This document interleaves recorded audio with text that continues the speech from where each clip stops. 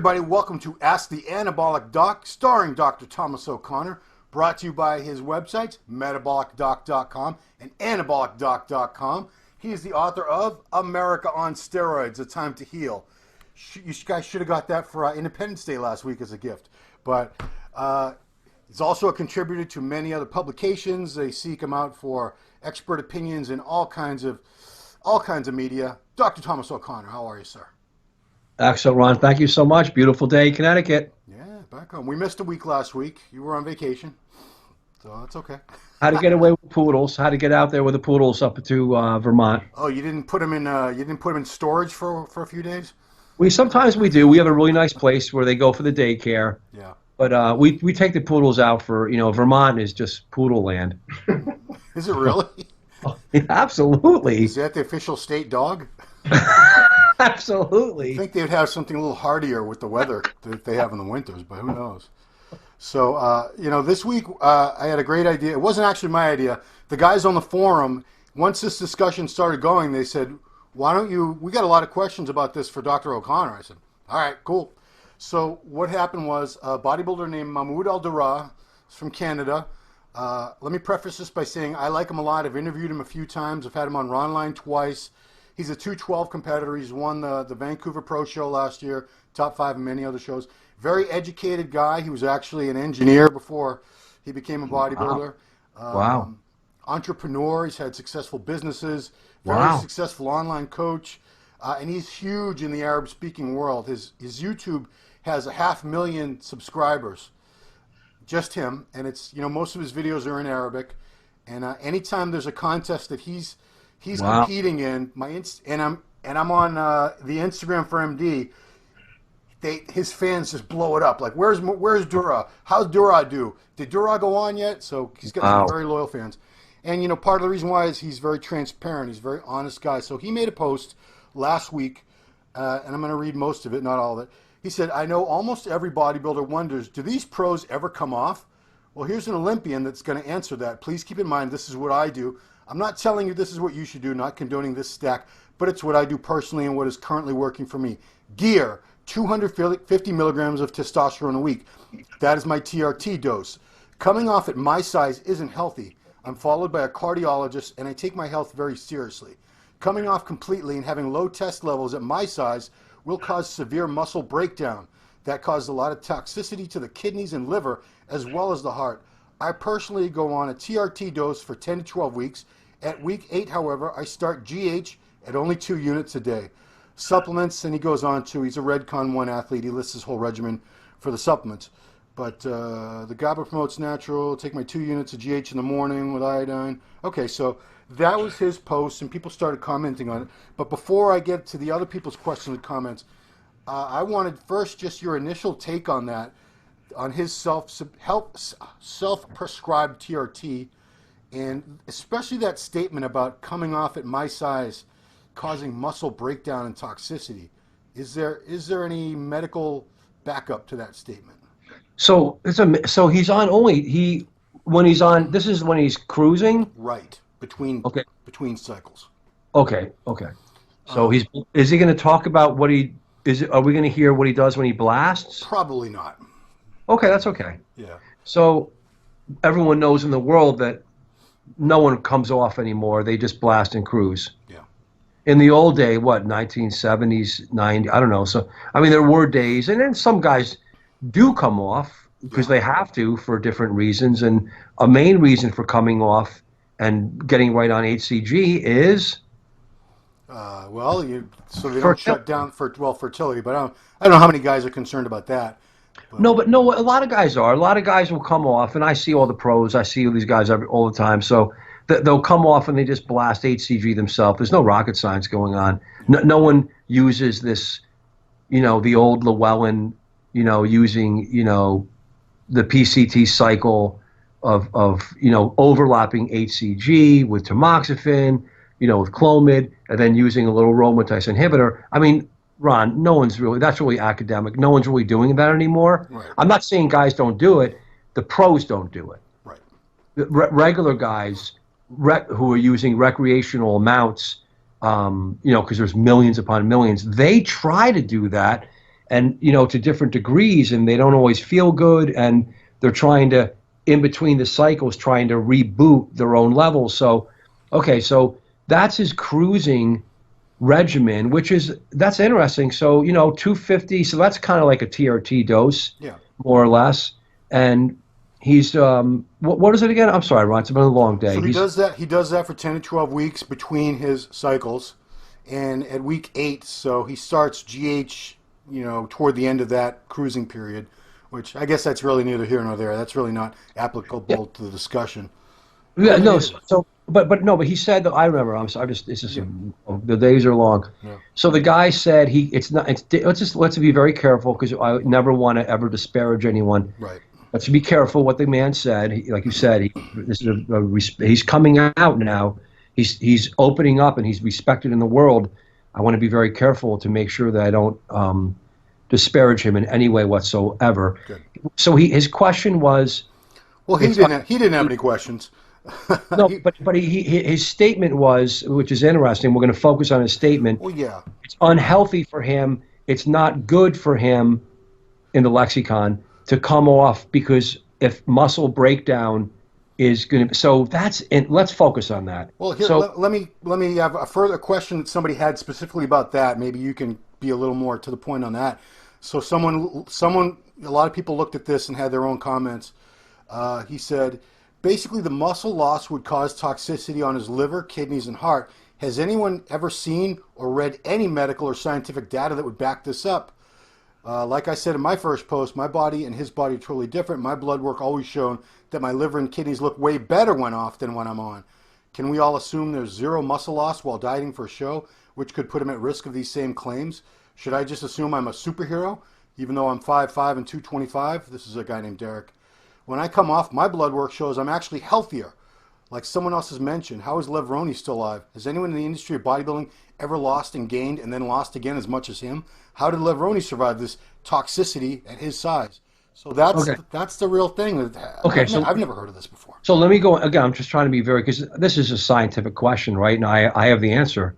So when you come off anabolic steroids, significant doses that bodybuilders use, and men that do use these super physiologic and multiple regimens of stacked steroids with esters of testosterone and other PEDs, not to mention. So when you come off them, there's definitely no toxicity related to losing muscle tissue to your organs, to your kidney and liver. None. When I start talking this way, there's no argument by anyone. There's no argument. It's so. But what he means is he's going to go into a withdrawal. Yeah. His central nervous system, this is what I do for a living, his central nervous system is going to go into a withdrawal syndrome, and he's going to potentially feel horrible. So anabolic steroid-induced hypogonadism is going to kick in. And that's why these guys, look at it, it's right in the streets. That's why they don't come off. They go down to a lower level so they feel okay, and they're just trying to hold on to their gains. So when you get older, something called there's an age-related sarcopenia. Okay, so your muscles, you see people get older and they lose muscle mass, and that's multifactorial. Part of it for men is certainly lower androgen levels, but it's just molecular. Now, if you look at a car accident, if you look at a trauma, and you break your muscles down, and you have what's called myositis, and that ends up causing rhabdomyolysis. You guys are both students. So rhabdomyolysis and myositis is breaking the muscle tissue down by any chemical trauma, physical trauma. So that's the muscles break down and the muscles break out, and there is a chemical toxin called myoglobin. I'm this kid in the room. We can't see him on your screen. I kind of want to hide him a little bit, but there's his elbow. Okay. I want to. Okay. I want to tease. I don't want. I want to tease the world with him. Okay. So myoglobin is liberated from skeletal muscle, which if it's high enough in a susceptible person, that means if their kidneys can't tolerate it and they're dehydrated and all that. We see it in the ER all the time. It's crush injury. It ends up being rhabdomyolysis. Statin drugs can cause it. Drugs can cause it. It can heat stroke. Okay, this is true muscle breakdown. It's called myositis and called rhabdomyolysis. CrossFit can also cause it. But it can, though. And I know that professional bodybuilder woman, she said she had it. And her levels actually weren't high enough to be definitionally rhabdomyolysis because I saw the numbers. Yeah. And if you're an ER doctor, it's myositis, but it's not rhabdomyolysis. Okay. And rhabdomyolysis ends up causing potentially renal failure, acute tubular necrosis. We're not going to go into the medicine, but we have to go into medicine. So this bodybuilder who's being so liberal with his information, and so we have to respect him. Yeah. He says that he's concerned. So when you come off of steroids and testosterone and you lower doses, you're definitely not going to be at risk. So the other guy with his labs is correct. The labs look better. The liver function, if you're on orals or too much of other drugs and oral steroids and other PEDs and SARMs and all this stuff. Now, your liver enzymes, transaminases are going to come down. That's your kidney function could come down depending on, this is complicated stuff. And I'm tired of people just looking at labs, because what's happening in between the labs, you're potentially damaging your organs, and you're taking the half-life out of your organs. So I mean, it's a rubber band. I mean, your rubber band, when you can go like this with a rubber band for how many hundreds of times, and the last time you stretch it, it looks good, and then it breaks. Yeah. Okay, thank you. This is material physics. There's physics in your body. So it's interesting that you will not. I just try to answer the question and throw some stuff in. So for our fans that really want to hear the real biologic, I'm trying to give the real biologic and physiologic support for it, and that's what it is. So when he's coming off, he's not going to be there's no toxicity. Again, I think because English is probably not his first language. Hey, look, I give him more credit than anyone else because he speaks beautiful English, actually. Okay, but if he said, and again, I don't want to upset anyone. He's a good dude. I like him. But the body being toxic, it's just not the right way to. But is he feeling poorly? Right. Because his central nervous system is, because he's coming testosterone levels of, higher than 250. Maybe twice, maybe he's on 4 times that, a gram or so. We're not going to go into that. Yeah, let's just say theoretically. Yeah. Speculation. So, but his brain is going to feel a certain way on that, and then when he comes off, his brain will feel another way. Sometimes guys come off all that and they feel better and go, oh, God, thank God the season's over. Woo, I feel like crap. I was going to short fuse. I was emotional. Nothing worked, sexually. But I just want to get the show over. I mean, so that answered the question, though, right, Ron? Did I answer the question? Well, yeah. That same gentleman posted 3 questions specifically, hoping that you would answer them. Question 1: what are Dr. Thomas's thoughts on healthy normal / natural test levels? At what test levels do you recommend TRT? I'm going to answer it very straightforward. There's a standard on this. So men that don't use steroids, that are just regular guys in the world, and they're getting older, or if they have some organic reason like diabetes or metabolic reason why they have low T, this is not going to be like congenital guys that have pituitary adenomas and all sorts of primary and secondary gonadal failures. These are regular guys. So when your testosterone levels total are, if you look at the range, 250 to 11 to 1200. It's a huge range. Yeah. So what's the normal range? I mean, it's like, the average bear who comes in between 30 and 50, testosterone will be 400 to 500, and his free, depending on his sexually binding globin, could be proportionally in the middle. There's different ranges, or it could be upper or lower. And then it's like, how does he feel? There's a clinical direct. You have to clinically look at the levels. If you're here's how the way it's done now. If you're in the lower quartile of tests and you check it twice and you look at the free testosterone, do you have to be directly under where it says low? Well, some doctors feel yes. They don't feel comfortable unless you're actually low. Well, Well, should I keep waiting, doctor? Because I'm actually 2 marks over that, but I have no morning erections. I'm exhausted. My energy levels are bad. I can't concentrate, and I don't feel good. Now, again, you have to work into this clinically, Ron. Depression. How do you feel, sir? What are we doing? What are the medical issues do you have? Do you have coronary disease? Do you have sleep apnea? Can I fix up some of those things? So I liberate your testosterone endogenously, especially free testosterone. Well, only free. It's the only one that really matters. Yeah. And can you feel better? So a lot of men don't want to be on testosterone, Ron, believe it or not. They don't want to be. What's wrong with these guys? They don't want to be injecting testosterone for the rest of their life. Oh. And it's complicated and there's side effects. So the number on paper, it depending on who you have, the Endocrine Society, they say it's not just a number, but they do say the number should be repeated. It should be a liquid chromatography, mass spectroscopy. It should be done by a dialysis method. It should be done in the morning. It should be done twice. And the number should be for total testosterone under, let's just say, 350. Okay. And you have to have clinical symptoms that are associated with hypogonadism. From obviously, it's going to be tiredness, sexual issues, malaise, and fatigue. That's it. There it is, and that's a legitimate way to diagnose men that have hypogonadism from organic, not anabolic steroid induced hypogonadism. That's different, and we have all the data in the world now. Question 2, you answered most of it, but I think we didn't quite get to the heart. So what are your thoughts on losing, quote unquote, losing muscle causing toxicity on the liver and kidneys and being damaging to the heart? So heart damage from losing muscle, is that a real thing? So no. So it's a chicken or the egg, to advance that thing we discussed before. So remember myositis and sarcopenia. So sarcopenia is age-related sarcopenia or disease-related sarcopenia.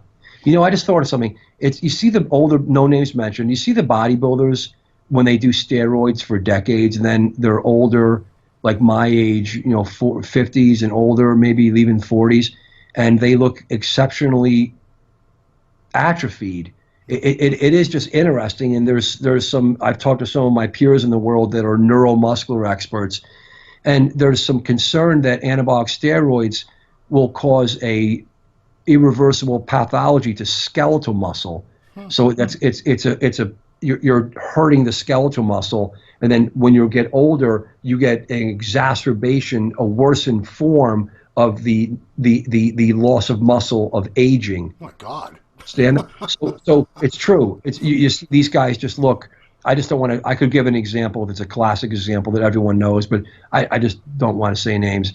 I think you may know who it is, but just just looks horrible. Just looks so thin and anorexic, and you just kind of wonder, because do they have heart disease and kidney disease, or are they just anorexic, or they just want to be?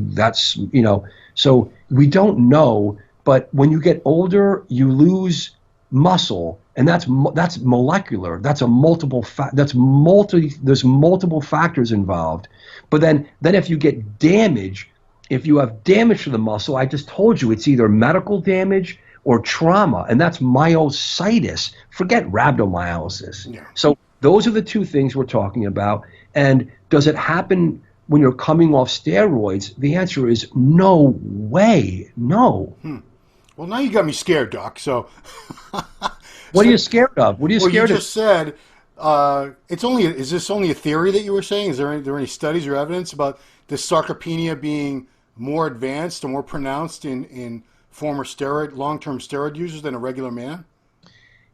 I've seen cases. I've seen men have come to me with this, and I've reached out to neuromuscular experts over the years, and they've even done biopsies on men, and their skeletal muscle looked damaged. And these are neurologists. They're neurologists, and again, there's only been a few, and then they've been weakened. They're just weakened, but it's probably because they have underlying cardiac disease. So if you see people that have heart failure when they're even older usually, right? Heart failure usually, that they're sarcopenic. And you ever see a person with oxygen in Walmart who has COPD? Yeah. They're anorexic because there's a catabolism. They're sarcopenic and they have their catabolic. Okay. So there's a concern that coming off steroids will damage because you're hammering the muscle and you're giving it excess free testosterone for decades on top of other androgens, and then it damages the muscle. So it's academic, but it's real. And it's don't worry, Ron. Well, I mean, if these guys were on a TRT dose, would they still experience this? No, but they're on TRT doses. Oh, so okay, so it doesn't matter. It's the fact that you were on these huge amounts, these huge super physiologic doses for years, and then you stop. It doesn't matter. There's no. Wow. I have a few. I've seen them. I mean, not all. Yeah. I mean, but then I think there's underlying other pathology. I think there's underlying cardiac pathology. So they're really cardiac. They're cardiac pathology guys. And there's kidney. These guys have a chronic kidney disease. And anyone that has chronic kidney disease or chronic significant heart disease, they're not going to be optimal with muscle tissue. This is not possible. Okay. So here, I'm not sure if this is a comment or a question, but we're still on the same discussion. This gentleman posted, I did find that statement, he's talking about the bodybuilder statement, mildly entertaining. Essentially, he's saying, I need to stay on the juice because going off is unhealthy for a variety of unquestionable, at best, reasons. I would have respected his stance more if he said, I worked so hard to gain all this muscle that in order to retain it, I need X amount of test. I get that logic. The way he describes it is like someone who smokes 2 packs a day, trying to explain that cutting back to half a pack is healthier than going cold turkey. I am a pro TRT guy, by the way, but I am a no BS guy also.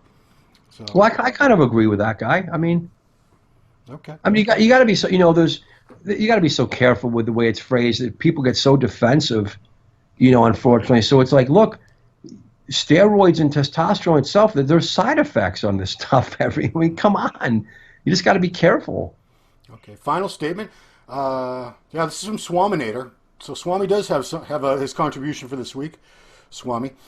I think there is more about TRT and test levels that we don't know than what we do know. I have zero evidence to back this up, but I believe eventually they will determine that higher range test levels are more beneficial to improving your quality of life for the long term. I'm not saying it will make you live longer necessarily, but I am talking a balance between quality and quantity of years. Let's face it, if you want to live to 100 years old and be a tiny little frail man getting pushed around in a wheelchair for your last decade, you need to keep the test on the lower side. Don't eat meat. Don't lift weights, at least not hard. But if you're good living to 80-ish, having a hard-on when you need one, going to the gym regularly and grabbing life by the balls, then TRT is your ticket. Wow. Wow. You should hire this guy to write your ad copy. Swami, you're good. Swami's just, woo, that's some extra free testosterone in the brain there. I love that. So he's kind of right. Oh, I mean, he's probably right. We don't know. I mean, I try to keep things to a down low because I see testosterone as like booze. If you drink a little bit of booze, you're going to be okay. If you drink progressively more booze and you're drinking a gallon of vodka per day, there's nothing more to say. It's a dose-dependent variable, but I still have to fall back and say, if you don't need testosterone, you just shouldn't take it, because if you take it, you're going to shut down your own natural production, and then you're going to be in the club forever. And, I kind of push guys back when most guys come to see me, they're already on testosterone and probably already have a medical reason why they're coming to me, obviously. Not many people come to me just because they like my glasses. But I mean, or for the poodles that I have. So they're coming because there's some concern, and it's usually related to being on testosterone, usually a little more than any even regular doctor would think is fine. So it's just, we don't know yet. But I mean, I certainly know a lot of men for over 20 years now that have been supplementing themselves with, say, that 1 cc of Sustanon 250 a week. I've been doing this, we're over 10 years now with you guys, MD. Yeah.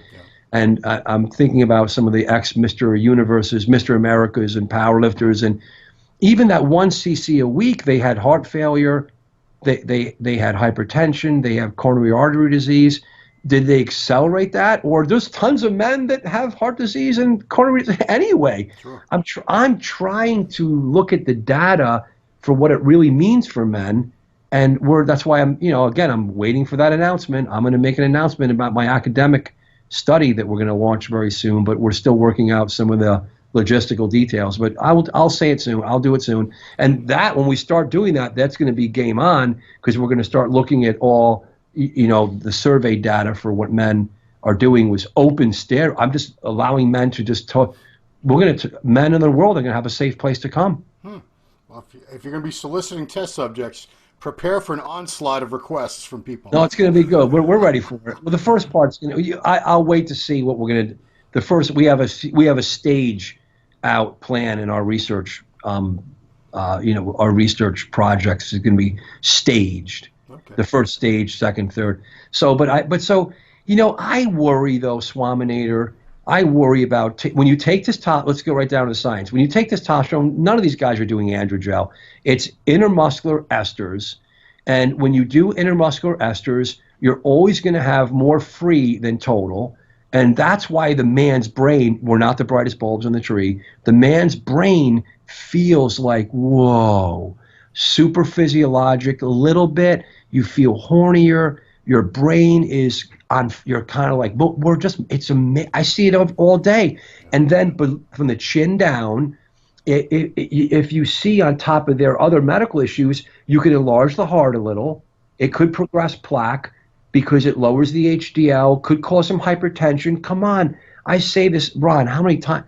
But it's true. So every damn week, you say it. But if you keep a lowest dose you can, and you just try to work around that and protect against those things, which I offer all the protection in the world, you just want to, guys do better. They'll do better. I got guys coming in here with heart disease without testosterone. I mean, testosterone, no one's going to say it's going to protect against heart disease, but if you have low testosterone, you're at risk for dying because you're at low testosterone because maybe you already have heart disease and you're just diseased, so you have it's a secondary issue. I'm just trying to this is science, and there's a lot of questions. But again, common sense to me, drink a little booze, take it easy, you're on testosterone, keep it to a down low, watch the vital signs, and use chemistries to treat the other medical. That's what I'm famous for. I use other chemistries to block the adverse effects. There's nothing illegal about that. Protecting men from damaging their hearts, their prostates, their brains. I mean, this is what I do. I do it. It's my 24 hours. I don't do primary care anymore. Good. I just do this. Thank God. So the final aspect of this I'd like you to comment on is there seems to be TRT seems to be interchangeably used by most bodybuilders now with cruising. So when they're in between cycles, they don't say we're cruising anymore. I just hear guys saying, well, I'm on TRT now. And I'm thinking that's not TRT. TRT is when you never take these, right. gram or 2 grams or 3 grams a week. It's a very steady, constant, physician monitored dose. You're right. Well, but a guy yesterday, I take 1 or 2 guys in a day, right? Yeah. A guy yesterday goes, Doc, I'm cruising on TRT. Wow. So he used both words. Okay. Props to him. That's great. He said, I just, oh my God, I just heard that. So I'm cruising on TRT, Doc. Does it bother you to see that the term TRT has been so bastardized in the bodybuilding culture? It doesn't bother me because I love these guys, So it's like, it's a lexicon, and it's a cultural, it's a communication. And it's just how it's developing. And there's a whole study on cultural talk and how things change and how a language will represent that, and the lexicon and vernacular lexicon. These are how we're using, and the terms will change. You're right. So bodybuilders, when they say TRT, it's a lot higher than TRT. I mean, it's not TRT, and they may be on TRT doses that they think are. Yeah. I mean, I have guys that come in, they're on, Doc, I'm cruising on TRT. Okay, well, what's the dose? What do you want? Oh, I'm running about 400 of Cypionate. And I'm like, okay, that's not TRT. Yeah, I mean, it's it's like it's a relative thing to, if you're used to taking 2 grams of steroids a week, and then in between your cycles you decide you're going to clean, quote unquote, clean out, and you go down to 400 or 500, you would never consider that a TRT dose. That's why it's great. That's it. But, relatively speaking, they're using a quarter or maybe a fraction, some fraction of what they were using. So in their minds, that is TRT. But they're going to get. But the thing is, my end point is this, Ron. They're going to get hurt. The average man is getting hurt, Ron. That doesn't mean I don't love them, and I'm not putting them down. I'm not the doc saying you should be. Some guy came in today and said I was just scolded. I mean, he used the word scolded. I mean, why would a doctor scold you? Imagine the doctor scolded the woman for getting a breast job. I was scolded. I told you I got rid of. That was my last day with that particular primary care physician. This was years ago, but he did. He talked down to me like I was in the principal's office or something. I said, "You got to be kidding me." Now that's why that's my game changer. I'm here to change the world on that. Things are going quite well. Doctors are doing a much better job. They're accepting it. They're reading my book. We're going forward. Every single ABC, Nat Geo's, Discovery, every single person's working with me now. The whole world's working. HBO, everyone's calling. I'm doing everything with everyone right now. I have spent more time doing media than almost seeing patients now. Well, eventually that'll be it. You'll just be like on Dr. Phil every week. Or that's what I'm doing. That's where I'm headed. I got my agents. We got lawyers and agents. We're exploding forward. We're having a great time. Yeah. Having fun is what it's all about. Protecting men, bringing some decency and respect to men that make decisions to use androgens.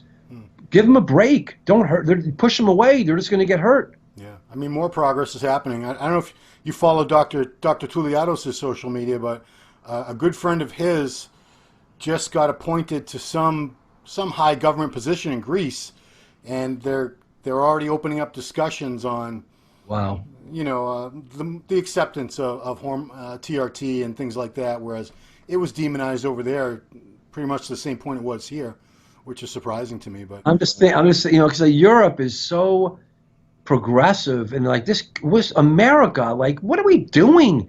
Women, stop your craziness against men, and politicians don't demonize men. It just makes a great business for me. Yeah, toxic masculinity. Toxic. Please. I just don't. I don't get it. Just haters are gonna. I'm gonna start doing. Haters are gonna hate. You do say that quite often, but okay. Well, Doctor, I'm glad you were able to weigh in on this, because it did sound kind of strange, and I'm glad you cleared it up. So to reiterate, there is no toxicity issues that you need to worry about for your kidneys and liver and your heart when coming off of steroids. In terms of being due to muscle loss, losing muscle is the natural amount of muscle you're going to lose when you're coming off of steroids, or coming down to a TRT dose from a much higher dose is not going to destroy your kidney or liver. It's not. That's called Let's define the terms.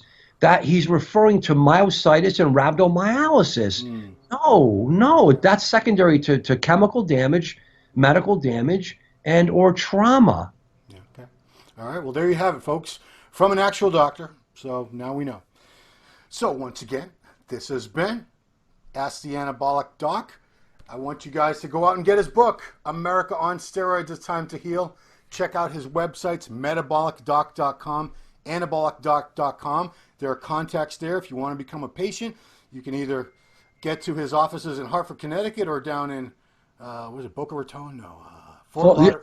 Well, we're going back to Florida for the last week of July, August. So we're going down. We're going down in like 2 weeks. Can't wait. Okay, so it's going to be hot. Oh boy, it's already hot up here. So that is where you can get a hold of the doctor. Also, check him out every month in Muscular Development Magazine.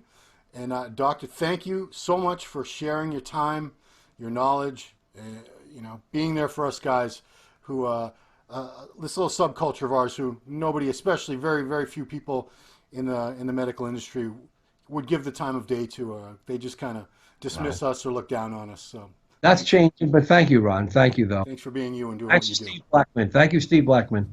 All right. Everybody, thanks for watching Ask the Anabolic Doc. We will see you next time.